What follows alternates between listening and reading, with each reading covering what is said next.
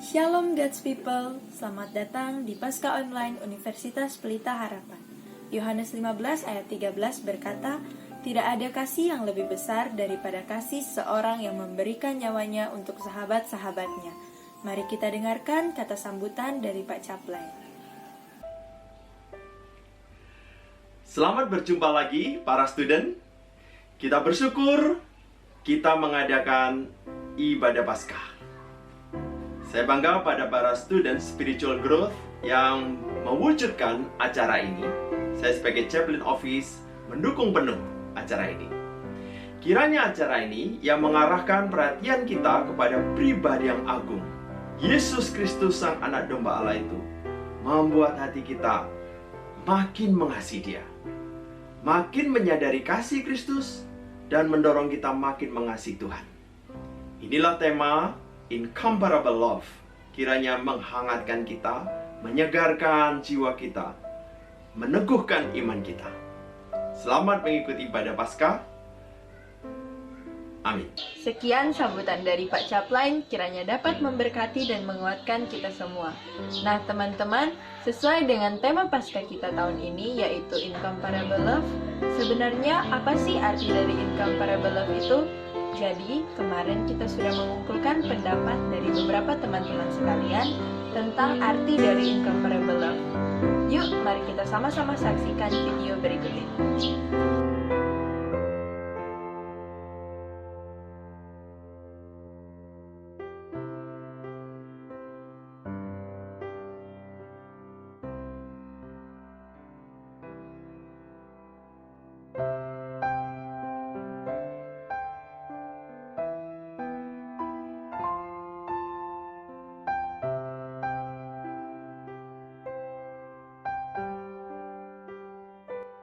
Mari kita sama-sama mempersiapkan hati dan pikiran kita untuk mendengarkan khotbah. Kita angkat pujian ini bersama-sama.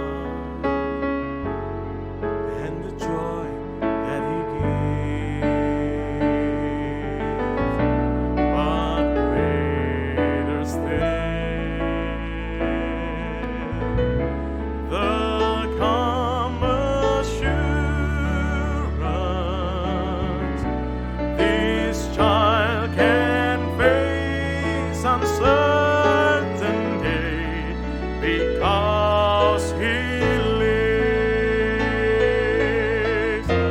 and because He lives, I can face tomorrow, because He lives. All fear is gone, because I know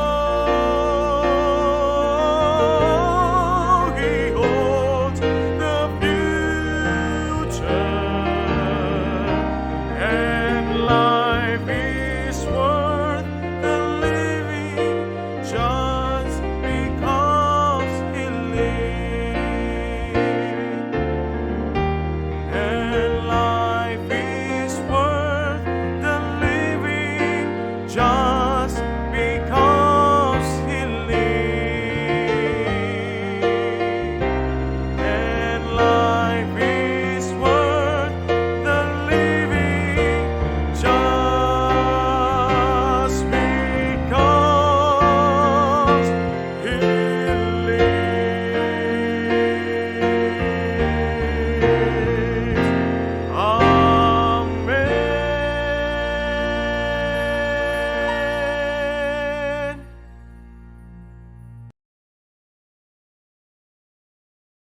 Shalom saudara yang dikasihi Tuhan. Kita akan membaca dan merenungkan firman Tuhan. Namun sebelumnya mari kita bersatu di dalam doa. Kami akan membuka firman-Mu ya Tuhan. Kami mohon bukalah juga hati kami. Jadikanlah hati kami seperti tanah yang baik. Supaya ketika benih firman Tuhan ditaburkan, boleh sungguh-sungguh berakar, bertumbuh, dan juga berbuah nyata di dalam kehidupan kami. Berkati hamba-Mu yang menyampaikan dan setiap kami yang mendengar, Tuhan tolonglah kami semua. Agar kami bukan hanya menjadi pendengar-pendengar firman yang setia, tapi mampukan kami dengan kuasa dari pertolongan Roh-Mu yang kudus. Kami dimampukan menjadi pelaku-pelaku firman-Mu di dalam kehidupan kami, di dalam keseharian kami. Di dalam nama Tuhan kami Yesus Kristus, yang sudah bangkit dan menang, firman yang hidup itu, kami menyerahkan pemberitaan firman-Mu. Amin. Saudara yang dikasihi Tuhan, tema kita pada hari ini adalah The Incomparable Love. Saya mengajak kita bersama-sama membaca dan merenungkan firman Tuhan di dalam Injil Yohanes pasal yang ke-15, ayatnya yang ke-12 sampai dengan ayatnya yang ke-14. Injil Yohanes pasal yang ke-15 ayat 12 sampai 14. Inilah perintahku, yaitu supaya kamu saling mengasihi, seperti aku telah mengasihi kamu. Tidak ada kasih yang lebih besar daripada kasih seorang yang memberikan nyawanya untuk sahabat-sahabatnya. Kamu adalah sahabatku, jikalau kamu berbuat apa yang kuperintahkan kepadamu. Tahun ini kita kembali merayakan Paskah, tapi mungkin dalam suasana yang berbeda dengan tahun-tahun sebelumnya. Jika sebelumnya ada perayaan berkumpul bersama saudara-saudara seiman umat Allah yang lainnya, kita merayakan di dalam gegap gempita. Mungkin kali ini kita hanya merayakannya bersama dengan keluarga orang-orang yang kita kasihi. Bahkan beberapa dari kita mungkin merayakannya di dalam kesendirian kita. Tetapi biarlah makna Paskah boleh kita alami dan sungguh-sungguh menggelorakan hati kita untuk hidup bagi Allah dan juga bersaksi bagi dunia. Dunia sedang mengalami ketakutan, dan mungkin itu juga yang kita alami di tengah-tengah situasi yang tidak menentu. Bukan hanya masalah kesehatan virus corona, sudah merembet menjadi masalah dengan ekonomi, sosial, politik, Dan inilah yang membuat kita kembali melihat apa yang menjadi pesan Allah ketika kita kembali merayakan Paskah tahun ini. Di tengah-tengah kegelisahan para murid, ketakutan mereka karena Kristus berkata dia akan segera kembali kepada Bapa, dia akan mati, dan dia juga akan memberikan seluruh hidupnya untuk murid-muridnya. Kebingungan mereka, itulah yang kita lihat ketika kita membaca Injil Yohanes di dalam pasal yang ke-13, 14, 15, 16. Murid-murid terus bertanya. Tetapi yang menarik, Tuhan menjawab pertanyaan-pertanyaan mereka. Bahkan memberikan pengajaran-pengajaran yang penting, yang mendasari apa yang harusnya sebagai murid-murid Kristus mereka pahami, dan juga kita saat ini. Kita harus memahaminya dalam konteks kita sebagai murid Kristus masa kini. The incomparable love. Kasih yang tiada bandingnya, tiada taranya. Itulah yang sama-sama kita akan renungkan di dalam Injil Yohanes pasal 15. Secara khusus saya fokus ke ayat yang ke-13. Tidak ada kasih yang lebih besar daripada kasih seorang yang memberikan nyawanya untuk sahabat-sahabatnya. Situasi yang begitu gelisah di kalangan para murid pada waktu itu membuat mereka tidak tahu apa yang akan mereka hadapi ke depan. Tetapi Kristus menyatakan kasih-Nya sekali lagi kepada murid-muridnya, mengingatkan mereka bahwa mereka adalah milik-Nya dan Dia mengasihi mereka. Saudara yang dikasihi Tuhan, the incomparable love, kasih yang tiada bandingnya, tiada taranya. Kita akan renungkan tema ini. Dan saya ingin membagikan 3 hal kepada kita hari ini. Apa yang kita bisa pahami tentang the incomparable love? Yang pertama, kita akan melihat betapa mengerikannya dosa. Yang kedua, kita akan melihat betapa ajaibnya kasih Allah. Dan yang ketiga, kita akan melihat betapa indahnya hidup di dalam kasih.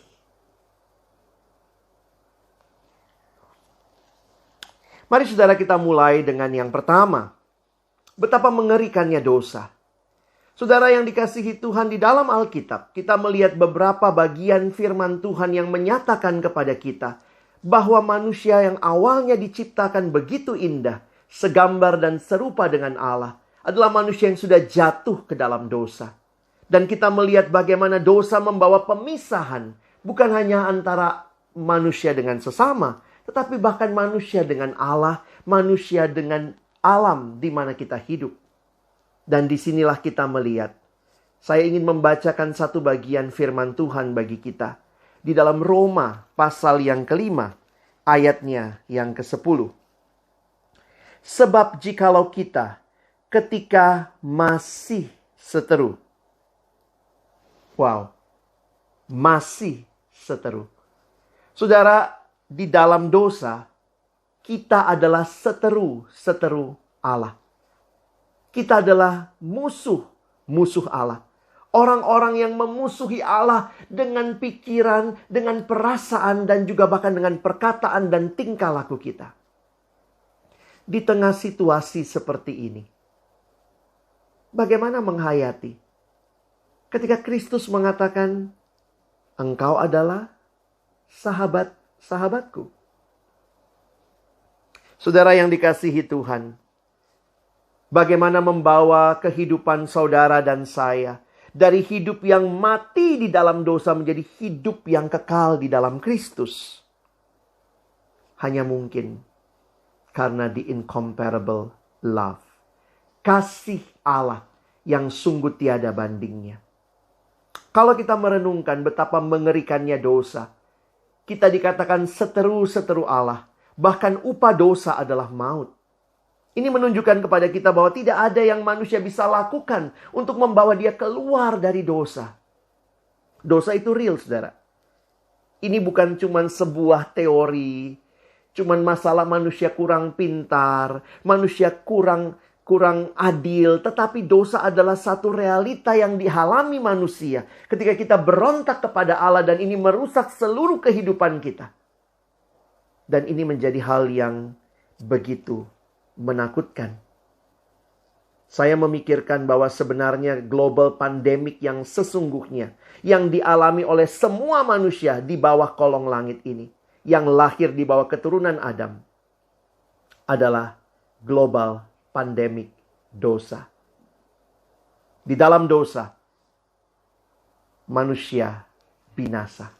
Roma pasal yang ketiga ayat 23 mengatakan, karena semua orang, semua manusia telah berdosa dan telah kehilangan kemuliaan Allah. Roma 6 ayat 23a mengingatkan kepada kita, upah dosa adalah maut. Kita adalah seteru Allah yang harusnya menanggung maut, binasa yang kekal. Betapa mengerikannya dosa.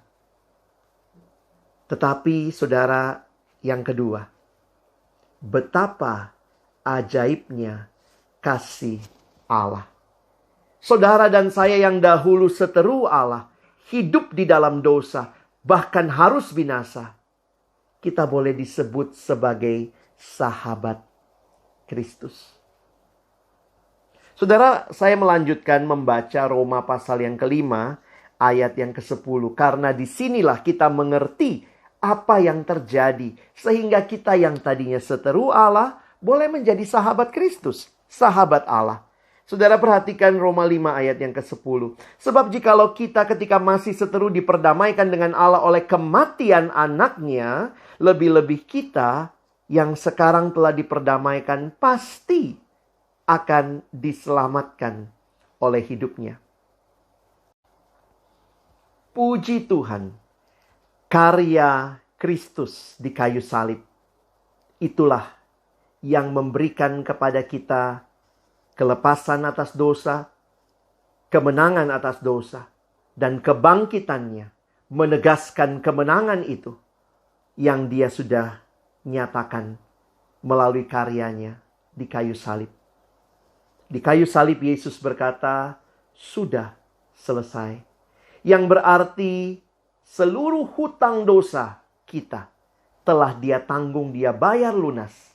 Dan inilah yang menjadi pengharapan kita di tengah-tengah pergumulan dosa yang tidak kunjung selesai. Saudara, kita terus menanti vaksinasi yang bisa menyelesaikan, mengatasi virus corona. Vaksinasi atas dosa sudah Tuhan berikan di dalam anaknya Yesus Kristus. Vaksinasi dosa yang dibutuhkan manusia sudah tersedia. Dan inilah yang kita nikmati di dalam karya Kristus di kayu salib. Dan karya kemenangannya yang memberikan kepada kita kepastian bahwa ya, dia sungguh-sungguh bangkit dan menang. Sehingga kita yang tadinya seteru Allah yang hidup di dalam dosa yang harusnya binasa, kita bisa menikmati keselamatan yang kekal. Saudara, siapakah Yesus yang karyanya begitu luar biasa? Siapakah Yesus yang kehadirannya ke dalam dunia dan sejarah telah membelah dunia menjadi dua bagian sebelum Kristus dan sesudah Kristus?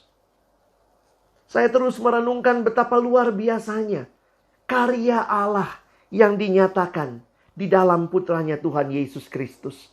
Karya yang membawa manusia yang tadinya binasa boleh mengalami hidup yang kekal.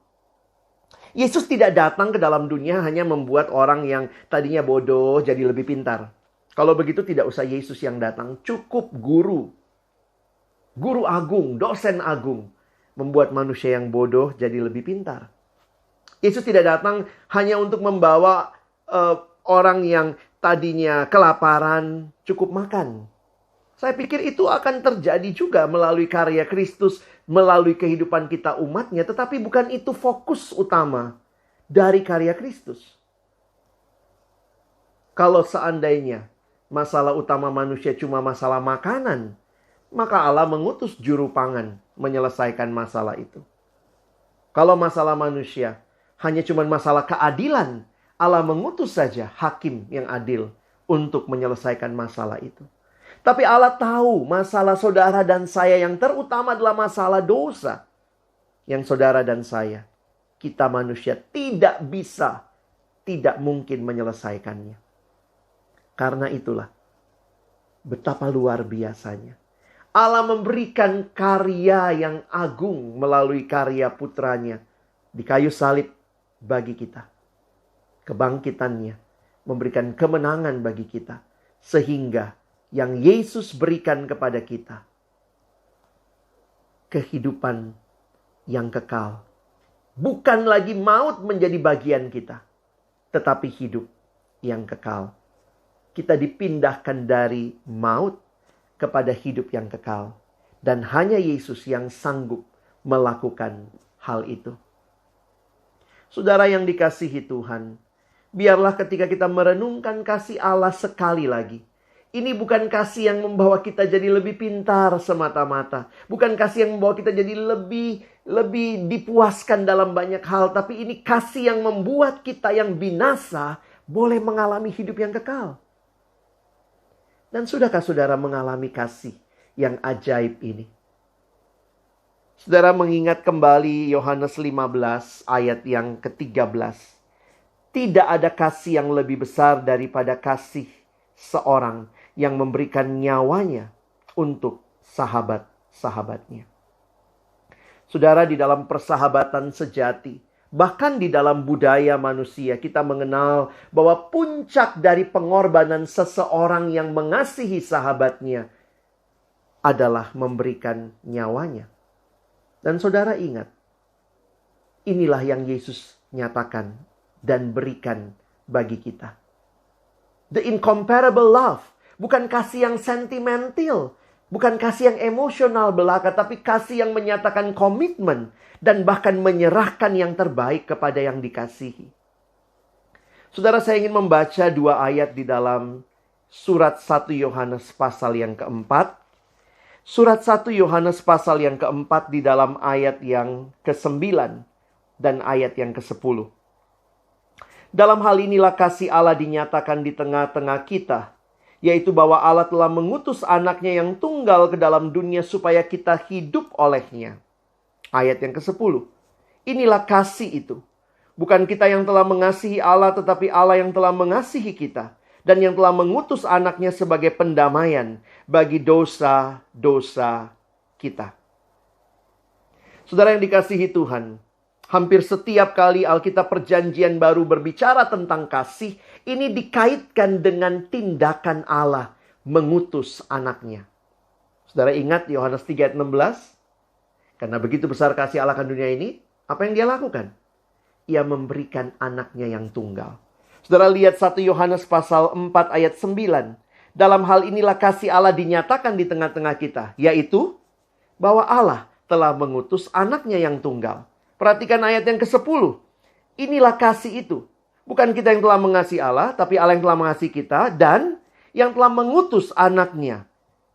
Saudara yang dikasihi Tuhan, mengerti tentang kasih Allah. Saya belajar begini. Allah tidak mengirimkan definisi kasih kepada kita. Tetapi Allah menunjukkan kasihnya kepada kita. Dan kasih yang luar biasa itu, dia sampai memberikan nyawanya bagi kita. This is the incomparable love.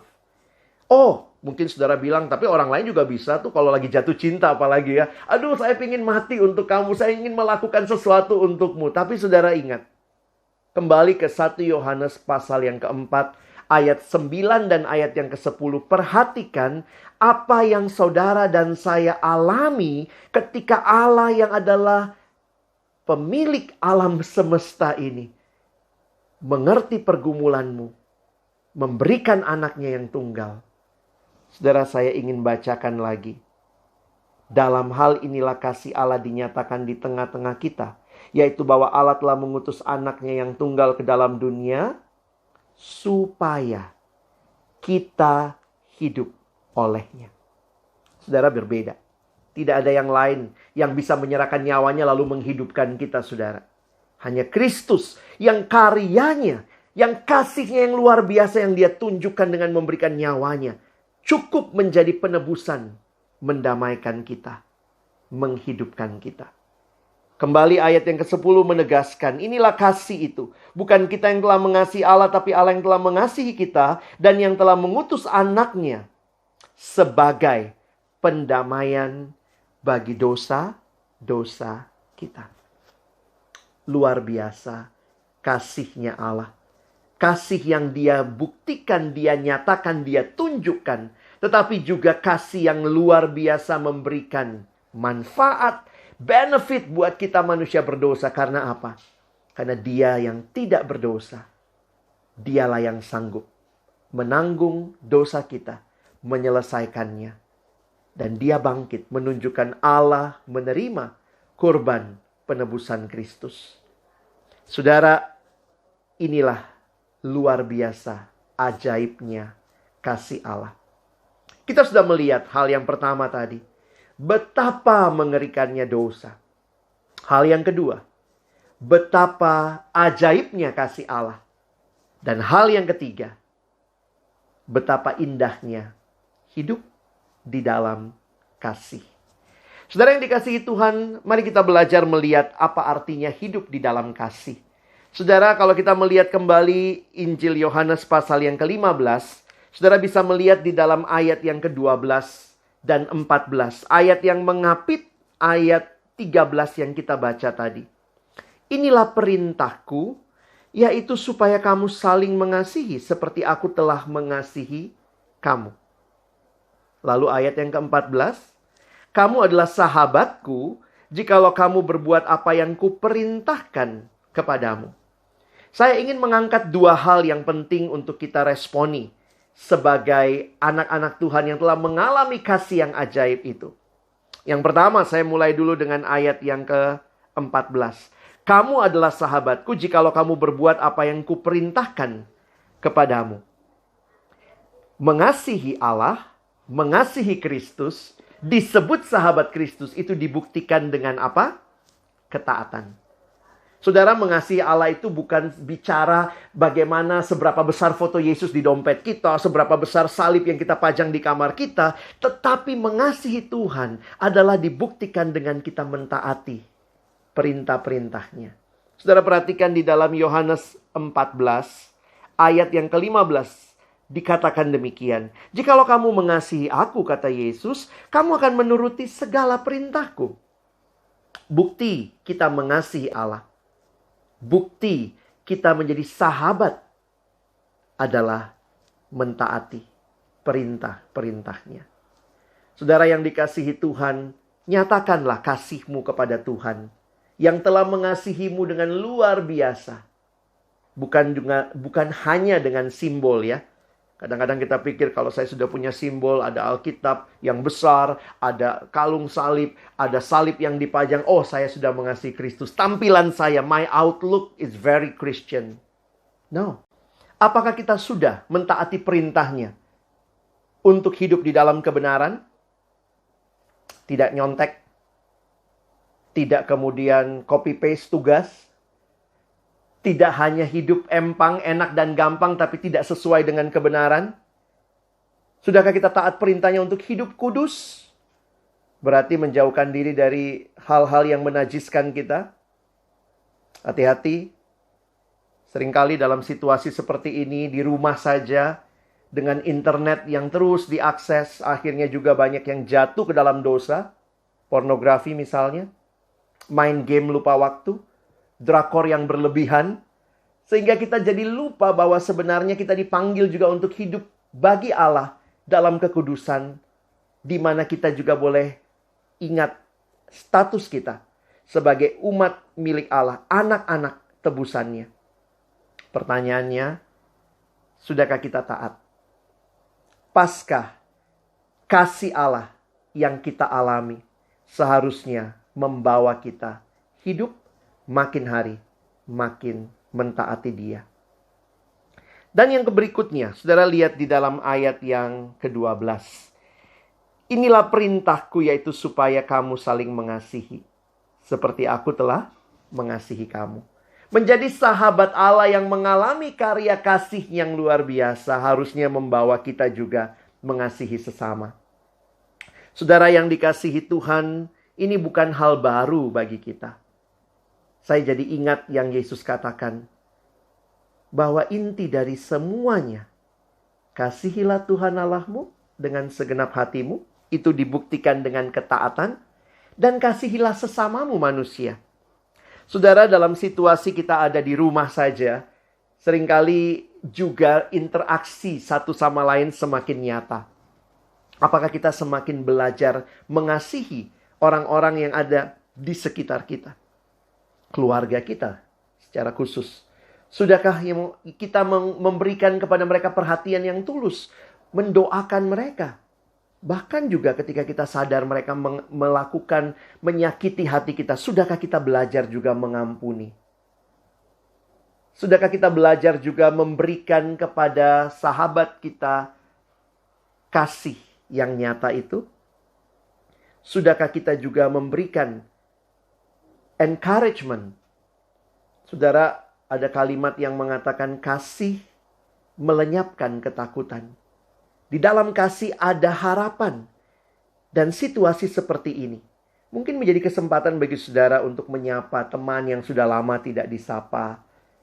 Mari telepon mereka, kirim message kepada mereka. Mungkin di dalam kesibukan kita, dalam kerutinan sehari-hari, seringkali kasih itu begitu superficial. Tapi dalam situasi kesendirian seperti ini, akhirnya kita melihat banyak yang saya baca di statusnya, kangen kumpul lagi, kangen nongkrong bareng.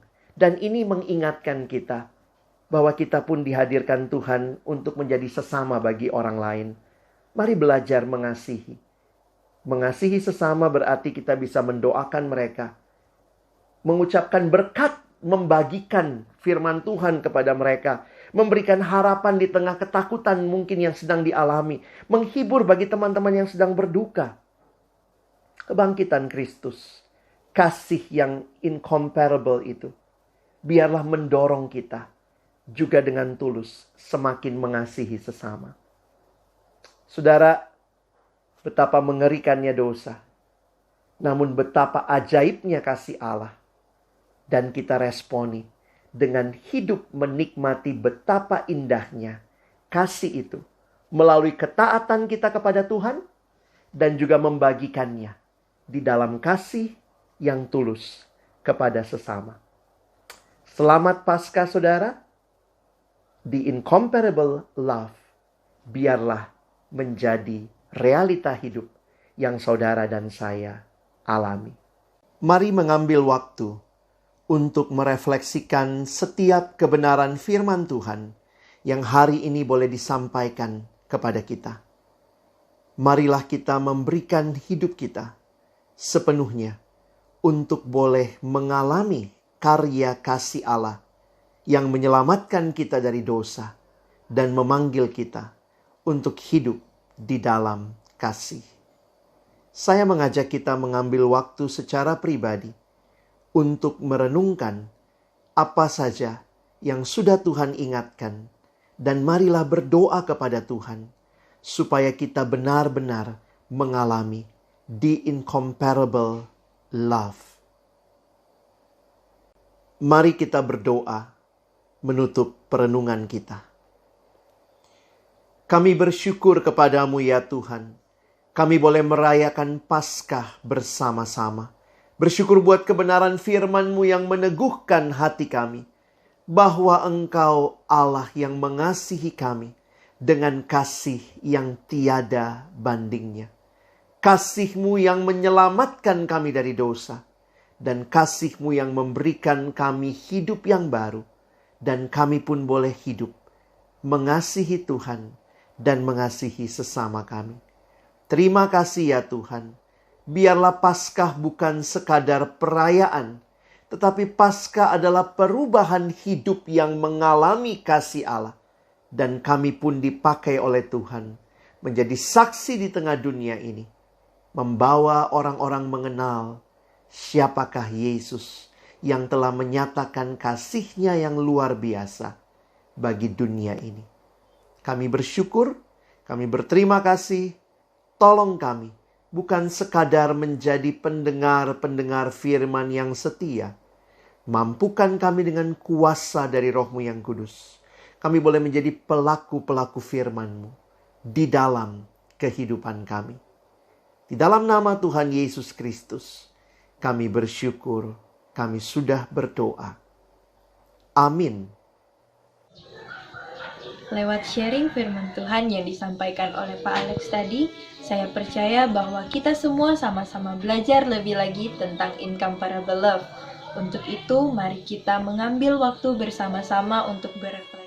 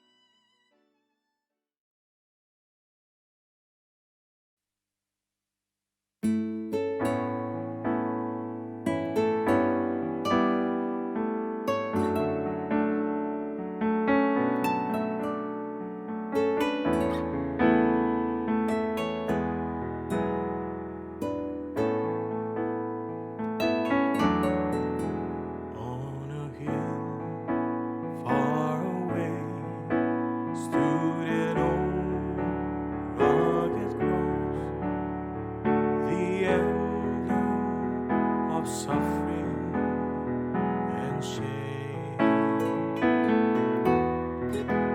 And I love that old cross where the dearest and best for a world of lost sinners was slain. In that old rugged cross, stained with blood so divine, a wondrous beauty I see. For 'twas on that old cross Jesus, Son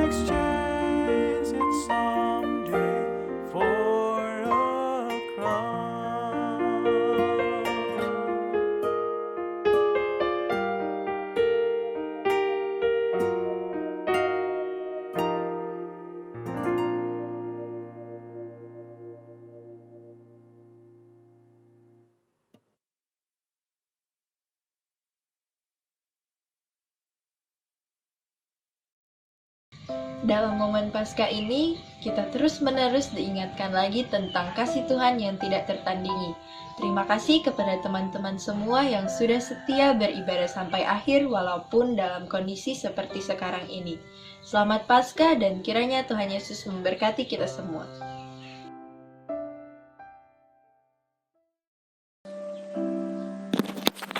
Ya Allah, kami mau bersyukur Tuhan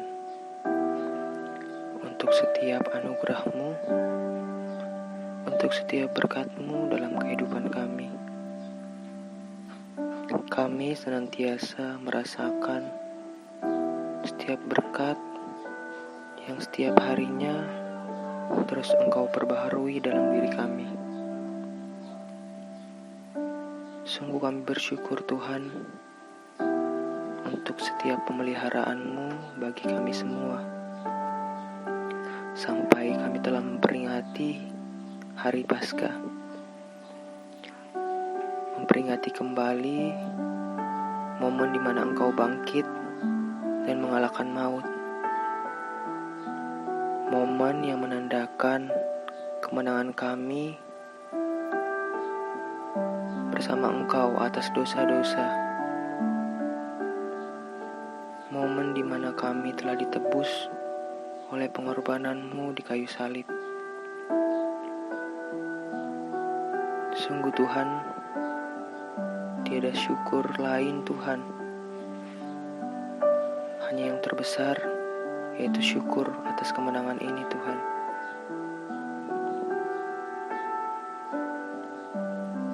Ya Allah, kami rindu berdoa untuk hamba-Mu yang telah melayani kami. Biarlah Tuhan, lewat pekerjaan dan pelayanan yang dikerjakan oleh Pak Alex, boleh menjadi saluran berkat bagi kami semua. Kiranya boleh menjadi pesan dan suluh bagi kehidupan kami. Kiranya Engkau memberkati Pak Alex dan keluarga dalam setiap pekerjaan pelayanannya. Kiranya Engkau turut menyertai dalam setiap pergumulan hidupnya. Biarlah Tuhan Pak Alex semakin dipakai lagi dalam memberitakan kabar sukacita tentang keselamatan dan kemenangan kami atas dosa. Kami juga rindu berdoa Tuhan untuk Indonesia. Di tengah masa yang sulit ini, masa di mana virus corona sedang mewabah di dunia. Ada begitu banyak korban, ada begitu banyak kesusahan dan kesengsaraan. Tapi kami percaya Tuhan, segala sesuatu yang terjadi ada di dalam lingkup kuasa-Mu. Kami memohon Tuhan, kami berharap untuk segera dipulihkan dari kondisi yang banyak menyengsarakan kami semua. Kiranya Engkau turut intervensi di dalam proses pemulihan dunia ini, lewat tenaga medis, lewat perawatan dan obat-obatan, lewat dari kesadaran setiap kami untuk peduli terhadap sesama, boleh menjadi jalan keluar dan solusi untuk masalah yang kami hadapi bersama, bahkan tidak hanya di Indonesia, tetapi juga seluruh dunia. Kau berkati pemerintah yang senantiasa bekerja dalam menanggulangi bencana ini. Setiap rumah sakit yang memfasilitasi pengobatan.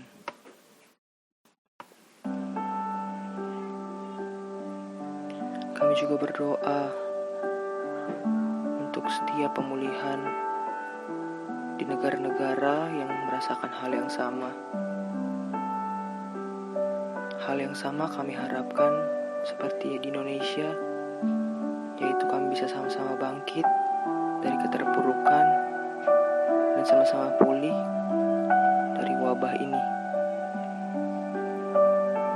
Kami juga rindu berdoa Tuhan untuk masyarakat Indonesia yang sedang menjalankan pendidikannya secara online, baik sebagai guru, dosen, murid, maupun mahasiswa. Mungkin ada banyak kendala, mungkin ada banyak problematika dalam pendidikan jarak jauh atau online ini. Mulai dari media, peralatan, bahkan jaringan. Kami tidak bisa berbuat apa-apa Tuhan, tapi kami percaya Tuhan, ketika tangan-Mu bekerja, tidak ada yang mustahil bagi kami. Tidak ada yang mustahil untuk Engkau kerjakan. Oleh sebab itu Tuhan, kami ingin menyandarkan setiap pendidikan kami, setiap teknis yang kami lakukan, biarlah Engkau yang memberkati di dalamnya. Agar setiap apa yang kami lakukan, benar-benar Tuhan kami melihat bahwa Engkau senantiasa bekerja dalam setiap segi kehidupan kami. Tuhan, biarlah Tuhan lewat doa kami yang tidak sempurna ini, Engkau boleh mendengarkan kami Tuhan. Engkau mendengarkan setiap keluh kesah kami, rintihan hati kami, kegelisahan kami, dan harapan kami. Kami percaya Tuhan, Engkau tahu yang terbaik. Engkau bekerja tepat pada waktunya. Oleh sebab itu Tuhan, kami ingin menyandarkan semuanya kepadamu. Kami ingin menyerahkan semuanya kepadamu. Kami melakukan yang terbaik, tapi kami tahu Tuhan, Engkau akan melakukan lebih besar dari apa yang kami lakukan. Ajar kami Tuhan untuk senantiasa berserah. Inilah Tuhan doa kami. Dengarlah kami, karena kami berdoa di dalam nama Tuhan Yesus Kristus, Allah kami yang hidup. Amin. Selamat Paskah. Kristus sudah bangkit. Ya, Dia sungguh bangkit.